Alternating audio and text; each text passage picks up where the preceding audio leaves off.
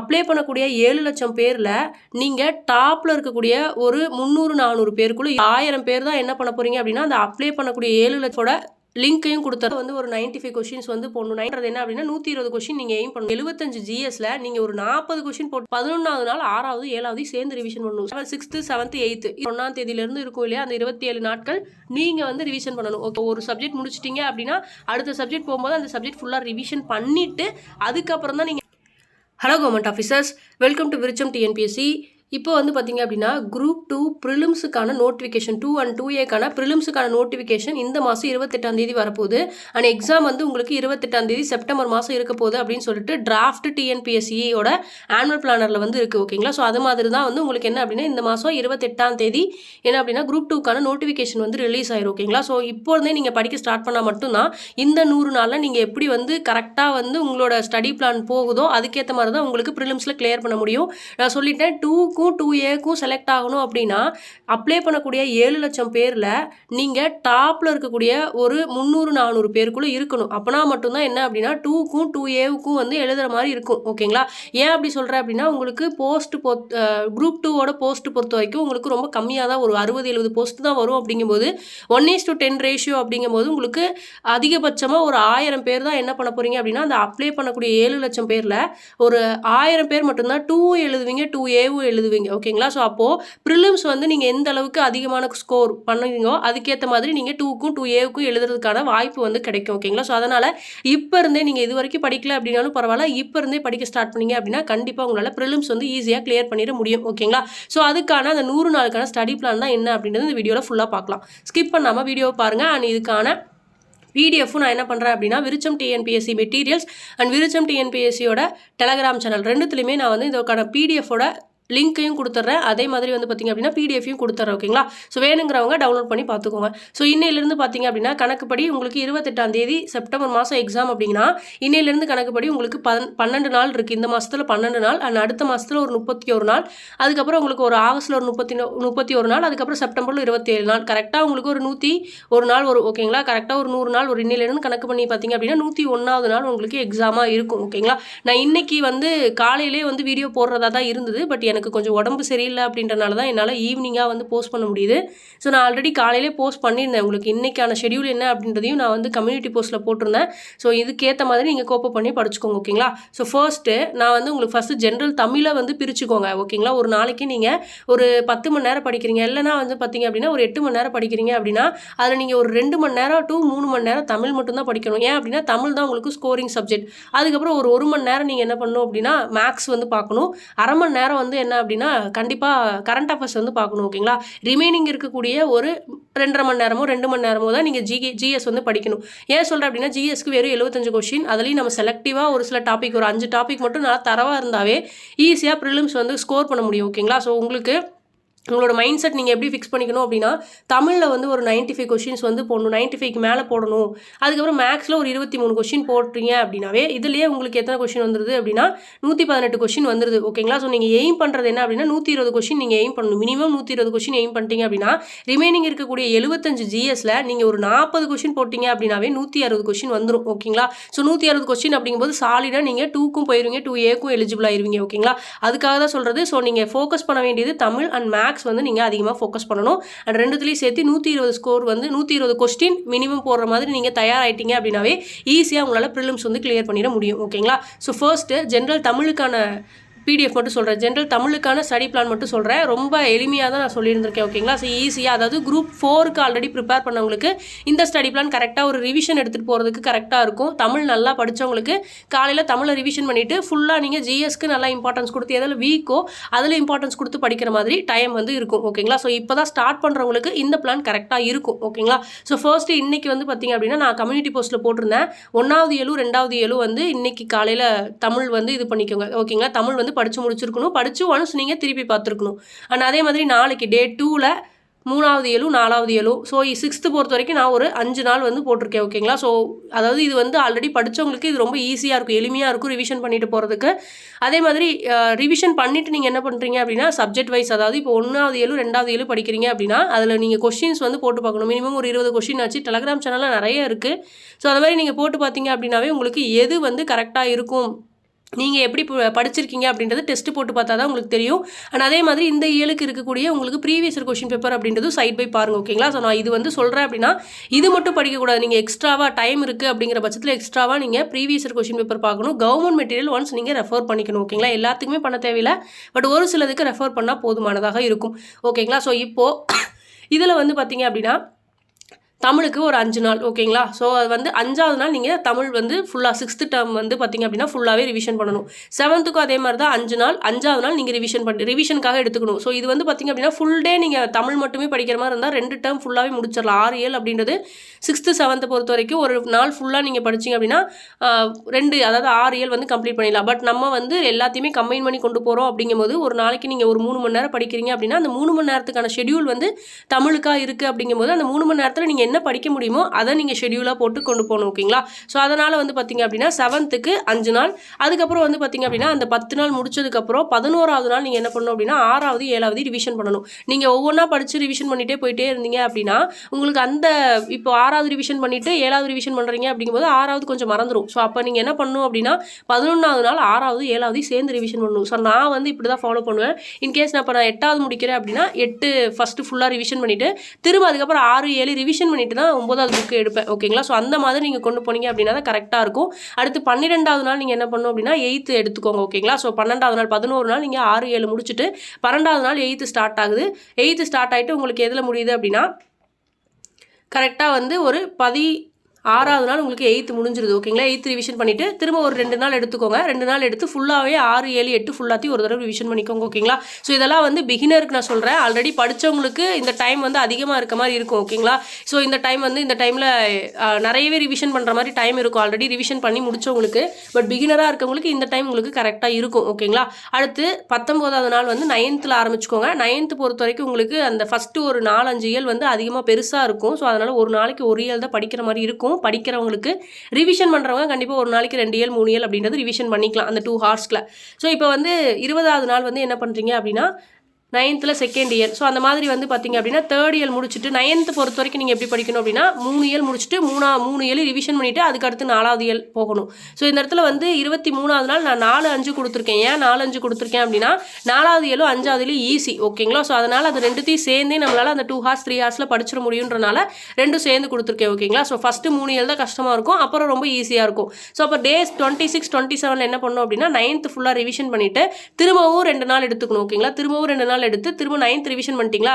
So அப்போ 6th 7th 8th இதை வந்து ரிவிஷன் பண்ணணும். ஸோ இந்த மாதிரி நீங்கள் கொண்டு போனால் மட்டும்தான் அந்த 6th வந்து ஆல்ரெடி 6th ஒரு தடவை ரிவிஷன் பண்ணியிருப்பீங்க. 7th படிக்கும்போது 6th 2 தடவை ரிவிஷன் வந்துடும். 8th முடிச்சதுக்கப்புறம் 7th 2 revision, 6th 3rd revision அப்படின்ற மாதிரி வந்துடும். ஸோ இந்த மாதிரி நீங்கள் ரிவிஷன் வந்து அதிகப்படுத்த மட்டும்தான் உங்களால் தமிழில் 95 கொஸ்டின்ஸ் அப்படின்றது ஈஸியாக வந்து உங்களால் போட முடியும். ஓகேங்களா? ஸோ அதுக்கேற்ற மாதிரி நீங்கள் ரிவிஷன் பண்ணணும். எவ்வளோ தடவை நீங்கள் ரிவிஷன் பண்ணீங்களோ அவ்வளோ தூரம் நீங்கள் தரவாறீங்க அப்படின்னு அர்த்தம். அடுத்து ஸோ 30வது நாள் நீங்கள் வந்து 10th ஆரம்பிக்கிறீங்க. ஸோ 10th அதே மாதிரி தான் 3 இயல் முடிச்சுட்டு அதுக்கப்புறம் வந்து பார்த்தீங்க அப்படின்னா 3 இயலுக்கான ரிவிஷனை முடிச்சுட்டு 4th 5th 6th இந்த மாதிரி ஒவ்வொரு நாள் ஒவ்வொரு இயல் நீங்கள் கம்ப்ளீட் பண்ணுறீங்க. அண்ட் 37வது நாள் 4 5 6 இந்த மாதிரி ஒவ்வொரு 3 இயலுக்கும் 9th-க்கும் 10th-க்கும் ஒவ்வொரு 3 இயலுக்கும் ஒரு தடவை நீங்கள் ரிவிஷன் பண்ணணும். ஓகேங்களா? அடுத்து இந்த மாதிரி வந்து பண்ணிக்கோங்க. ஆனால் அதுக்கடுத்து வந்து பார்த்தீங்க அப்படின்னா 39வது நாள் நீங்கள் என்ன பண்ணுறீங்க அப்படின்னா 10th இருக்கக்கூடிய 9th இயல் வந்து முடிச்சுட்டு அதுக்கப்புறம் 40வது நாள் வந்து கரெக்டாக வந்து 8 7 8 9 இந்த 3 இயல் ரிவிஷன் பண்ணிவிட்டு 10th-க்கு 2 நாள் நீங்கள் எடுத்துக்கணும், ரிவிஷனுக்கு எடுத்துக்கணும். ஸோ அப்போது உங்களுக்கு கரெக்டாக நீங்கள் ஷெடியூல் படி போனீங்க அப்படின்னா 42 நாளில் உங்களுக்கு என்ன முடியுது அப்படின்னா 42 நாள் 43 நாளில் உங்களுக்கு 6th-லேருந்து 10th வரைக்கும் ஃபுல்லாகவே நீங்கள் ஒரு 3 ஹார்ஸ் மூலமாக படிக்கிறது மூலமாக ஒரு டெய்லி 3 ஹார்ஸ் தமிழ் படிக்கிறது மூலமாகவே 42 நாளில் நீங்கள் 6லேருந்து 10 வரைக்கும் இருக்கக்கூடிய நியூ புக்ஸ் வந்து கம்ப்ளீட் பண்ணிடுறீங்க. ஓகேங்களா? ரிவிஷன் உட்பட. அதே மாதிரி வந்து பார்த்தீங்க அப்படின்னா ஸோ அதுக்கப்புறம் அதுக்கேற்ற மாதிரி ரிவிஷன் பண்ணிக்கோங்க. அண்ட் 48வது நாள் ஓல்டு புக் ஸ்டார்ட் பண்ணுங்கள். ஓல்டு புக்கெலாம் வந்து ஒரு நாளைக்கு ஒரு ஸ்டாண்டர்டே முடிச்சிடலாம். பட் பிகினராக இருக்கவங்களுக்கு வந்து 1வது இயல் 2வது இயல் அப்படின்றது படிக்கிறதுக்கு கரெக்டாக அந்த டைம் இருக்கும். பட் ஒரு ஸ்டாண்டர்ட் எடுத்துக்கிட்டிங்க அப்படின்னா அந்த ஸ்டாண்டர்ட் ஃபுல்லாக முடிக்கிறதுக்கு ஒரு 1.5 மணி நேரம் to 2 மணி நேரத்தில் முடிச்சிடலாம். ஸோ நான் வந்து ஓல்டு புக்குக்கு 6th and 7th வந்து வீடியோ போட்டிருந்தேன்.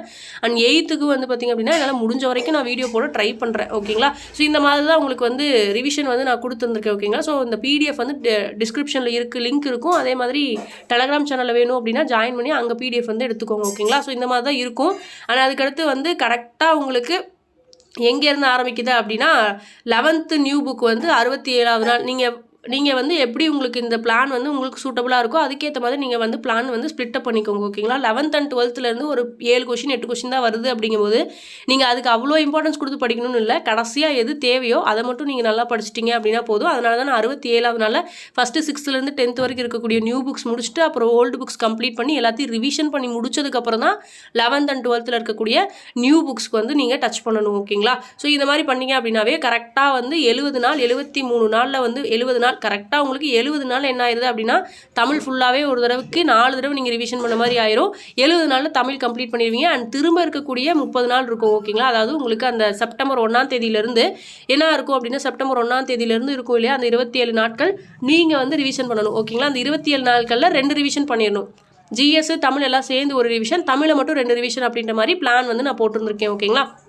இன்கேஸ் இது ஜிஎஸ் பொறுத்த வரைக்கும் நீங்கள் எப்படி படிக்கணும் அப்படின்னா ஜிஎஸ் வந்து காலையில் எடுத்துக்கோங்க. காலையில் ஒரு 3 மணி நேரம் நீங்கள் தமிழ் படித்து முடிச்சிட்டிங்க அப்படின்னா அதுக்கப்புறம் ஒரு 3 மணி நேரம் இருக்குது. ஸோ அந்த 3 மணி நேரத்தில் ஜிஎஸ் வந்து ஃபர்ஸ்ட் டேயில் வந்து என்ன பண்ணுறீங்க அப்படின்னா இந்திய அரசியலமைப்பு முகவுரை அந்த டாப்பிக்கில் இருக்கிறது எல்லாமே படிக்கணும். இப்போ 6வது இந்திய அரசியலமைப்பு 6வது டேர்ம் 2ல் வந்து இந்திய அரசியலமைப்பு இருக்கும்.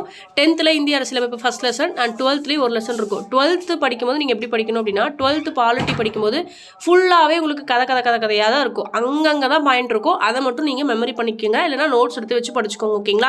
ஸோ அதுக்கப்புறம் செகண்ட் டே வந்து மாநில அரசு மத்திய அரசு 10th இருக்கக்கூடியது அண்ட் 7th and 8th வந்து மாநில அரசு எவ்வாறு உருவாகிறது அப்படின்னு சொல்லிட்டு ஒரு லெசன் இருக்கும். ஸோ இதை மாதிரி படிச்சுக்கோங்க. அதுக்கடுத்து வந்து பார்த்தீங்க அப்படின்னா டே 3ல் 12th பாலிட்டியில் ஆட்சித்துறை, அதுக்கப்புறம் அதாவது டே 3 and டே 4 ரெண்டுமே வந்து பாலிட்டி. நான் வந்து பாலிட்டி, யூனிட் 8, ஐஎன்எம், ஹிஸ்ட்ரி, அப்புறம் சயின்ஸ் இந்த 5 டாபிக் நீங்கள் நல்லா படிச்சிட்டிங்க அப்படின்னாவே கண்டிப்பாக உங்களால் ஜிஎஸ் வந்து 40 கொஷின் மேலே 45 கொஷின் மேலே கண்டிப்பாக சாலிடாக போட முடியும். ஸோ அதனால தான் சொல்கிறேன், எங்கெல்லாம் வந்து ஸ்கோரிங் சப்ஜெக்ட் அதிகமாக இருக்கோ அங்கெல்லாம் நீங்கள் ஃபஸ்ட்டு தரவாயிரணும் அப்படின்றதுனால தான் ஃபஸ்ட்டு பாலிட்டி வந்து வச்சுருந்துருக்கேன். ஓகேங்களா?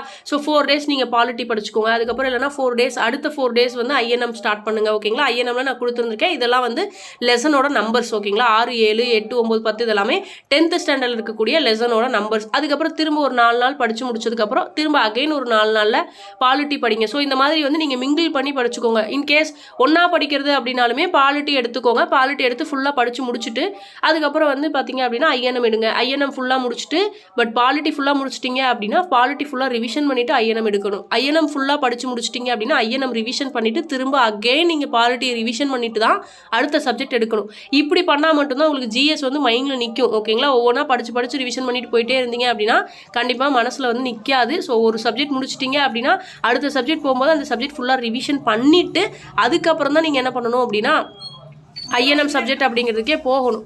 அதுக்கப்புறம் வந்து பார்த்தீங்க அப்படின்னா அடுத்து ஓகேங்களா? ஸோ பாலிட்டியில் 15வது நாளில் நான் சொல்லியிருந்தேன் 15. அதுக்கப்புறம் வந்து பார்த்தீங்க அப்படின்னா 15வது நாளில் என்னெல்லாம் படிக்கணும் அப்படின்னா இந்த கீழே இருக்கிறது கொடுத்துருக்கேன். ஓகேங்களா? ஸோ இங்கே இடம் பத்தலை அப்படின்றதுனால இங்கே நான் வந்து கொடுத்துருந்துருக்கேன்.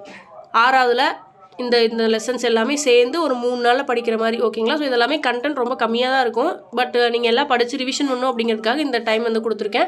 ஸோ இப்படி வந்து பார்த்தீங்க அப்படின்னா ஸ்ப்ளிட் அப் பண்ணி நீங்கள் படிச்சுக்கோங்க. ஓகேங்களா? ஸோ பாலிட்டி முடிச்சதுக்கப்புறம் நான் சொல்லியிருந்தேன் இல்லையா, பாலிட்டி ஃபுல்லாக ரிவிஷன் பண்ணிவிட்டு திரும்ப ஐஎன்எம் ரிவிஷன் பண்ணிவிட்டு அதுக்கப்புறம் தான் நீங்கள் எந்த இது ஸ்டார்ட் பண்ணணுமோ அதை ஸ்டார்ட் பண்ணணும். ஸோ நான் ஐஎன்எம் லெசன்ஸ் கொடுக்கும்போதே உங்களுக்கு யூனிட் 8 அப்படின்றது கவர் ஆகிற மாதிரி தான் அந்த ஐஎன்எம்ல வந்து இருக்கும். ஓகேங்களா? ஐஎன்எம் அப்படிங்கும்போது உங்களுக்கு ஒரு இந்த 14 லெசன்லேயே ஒரு 5 லெசன் வந்து எதுக்கிட்ட வந்துடும் அப்படின்னா யூனிட் 8ல் கவர் ஆகிற மாதிரி தான் வரும். ஓகேங்களா? ஸோ அதனால் அந்த 2 சப்ஜெக்ட் முடிச்சுட்டு அதுக்கப்புறம் ஹிஸ்ட்ரி வந்து ஸ்டார்ட் ஆயிருக்கு. ஸோ 14ஆம் தேதி உங்களுக்கு சிந்து சமவெளி நாகரிகம், 15ஆம் தேதி குப்தர்கள், 16ஆம் தேதி விஜயநகரம், அதுக்கப்புறம் 17 டெல்லி சுல்தான், 18 உங்களுக்கு முகலாயர்கள், 19 மராத்தியர்கள். ஸோ இந்த மாதிரி நீங்கள் லிஸ்ட் அவுட் பண்ணி நீங்கள் படிச்சிங்க அப்படின்னா ஈஸியாக இருக்கும். ஓகேங்களா? ஸோ இது ஹிஸ்ட்ரியாக படிச்சுட்டு உங்களுக்கு கஷ்டமாக இருக்குது அப்படிங்கும்போது அப்போ நடுவில் நீங்கள் யூனிட் 8 வந்து எடுத்துகிட்டு வாங்க. ஓகேங்களா? ஸோ இது வந்து இந்த மாதிரி நீங்கள் பிளான் போட்டிங்கன்னா மட்டும்தான் கரெக்டாக இருக்கும். ஸோ இந்த பிளான் உங்களுக்கு செட்டாக இருந்துச்சு அப்படின்னா நீங்கள் எடுத்துக்கோங்க. ஓகேங்களா? ஸோ பிடிஎஃப் வந்து டெலகிராம் சேனலில் அவைலபிளாக இருக்குது. ஓகேங்களா? ஸோ எக்கனாமிக்ஸ் அதுக்கப்புறம் இம்பார்ட்டன்ஸ் வச்சு தான் நான் வந்து பார்த்தீங்க அப்படின்னா சப்ஜெக்ட் வந்து ஜிஎஸ்க்கு பிரிச்சிருக்கேன். ஸோ ஹிஸ்ட்ரி முடிச்சதுக்கப்புறம் யூனிட் 8ல் இருக்க பேலன்ஸ் இருக்க லெசன்ஸ்க்கு நான் போட்டுட்டு அதுக்கப்புறம் ஜியாகிரஃபி வந்து போட்டிருக்கேன். ஓகேங்களா? ஜியாகிரஃபி முடிச்சதுக்கப்புறம் எக்கனாமிக்ஸ் முடிச்சதுக்கப்புறம் யூனிட் 9ல் ஒரு 4 லெசன் தான் இருக்கும். என்ன லெசன்ஸ் அப்படின்னு பார்த்தீங்க அப்படின்னா அந்த 3 நாள் சேர்ந்து யூனிட் 9க்கு நான் கொடுத்துருந்துருக்கேன். சமூக நீதி அப்படின்ற ஒரு லெசன், அதுக்கப்புறம் தமிழக அரசியல் வளர்ச்சின்னு ஒரு லெசன், தமிழக அரசியல் சிந்தனைகள் அப்படின்ற ஒரு லெசன். ஸோ இதெல்லாமே நீங்கள் கம்ப்ளீட் பண்ணீங்க அப்படின்னா கரெக்டாக இருக்கும். அண்ட் கடைசியாக வந்து பார்த்தீங்க அப்படின்னா ஜிஎஸ்க்கு வந்து பார்த்தீங்க அப்படின்னா வேறு இந்த மிச்சம் 3 நாளில் நீங்கள் எதுவும் வந்து படிக்காமல் இருந்தீங்க, பேலன்ஸ் டாபிக்ஸ் இருந்துச்சு அப்படின்னா அந்த டாபிக்ஸ் இந்த 3 நாளில் முடிக்கிற மாதிரி நீங்கள் பிளான் பண்ணிக்கோங்க. அண்ட் சயின்ஸ் பொறுத்த வரைக்கும் வந்து ஒரு 4 நாள் டு 5 நாள் அப்படின்றது நீங்கள் எடுத்துக்கோங்க. ஓகேங்களா? ஸோ இப்போ 23ஆம் தேதியிலேருந்து 66ஆம் தேதி வரைக்கும் சயின்ஸுக்கு ஒரு 4 நாள் எடுத்துக்கோங்க. அதே மாதிரி 67ஆவது நாள்லேருந்து 70 நாள் வரைக்கும் நீங்கள் என்ன அப்படின்னா கரண்ட் அஃபேர்ஸ் வந்து எடுத்துக்கோங்க. ஓகேங்களா? ஸோ இந்த மாதிரி நீங்கள் எல்லா சப்ஜெக்ட் முடிச்சதுக்கப்புறம் சயின்ஸுக்கு 4 நாள், கரண்ட் அஃபேர்ஸ்க்கு 4 நாள் எடுத்து ப்ரிப்பேர் பண்ணிக்கிட்டீங்க அப்படின்னா, சயின்ஸ் பொறுத்த வரைக்கும் 9th 10th நீங்கள் நல்லா படிச்சிட்டிங்க அப்படின்னாவே போதுமானதாக இருக்கும். ஸோ கரண்ட் அஃபேர்ஸ் அப்படின்றது டெய்லி ½ அன் ஹவர் படிங்க. அண்ட் கடைசியாக 4 நாள் ஃபுல்லாக கரண்ட் அஃபேர்ஸ் படிச்சிங்க அப்படின்னாவே கரெக்டாக இருக்கும். ஸோ இந்த மாதிரி படிச்சிங்க அப்படின்னாவே 70 நாளில் வந்து சிலபஸ் கம்ப்ளீட் பண்ணிடலாம். அண்ட் ரிமைனிங் இருக்கக்கூடிய 30 நாளுக்கான ரிவிஷன் பிளான் வந்து பார்த்திங்க அப்படின்னா பார்ட் 2 வந்து உங்களுக்கு நான் அப்போது வந்து உங்களுக்கு போட்டுறேன். ஓகேங்களா? ஸோ அந்த 30 நாளுக்கான குரூப் 2க்கான ரிவிஷன் பிளான் வந்து லேட்டராக நான் உங்களுக்கு என்ன பண்ணுறேன் அப்படின்னா அப்லோட் பண்ணிடுறேன். ஓகேங்களா? ஸோ இந்த வீடியோ யூஸ்ஃபுல்லாக இருக்கும்னு நினைக்கிறேன். தேங்க்யூ.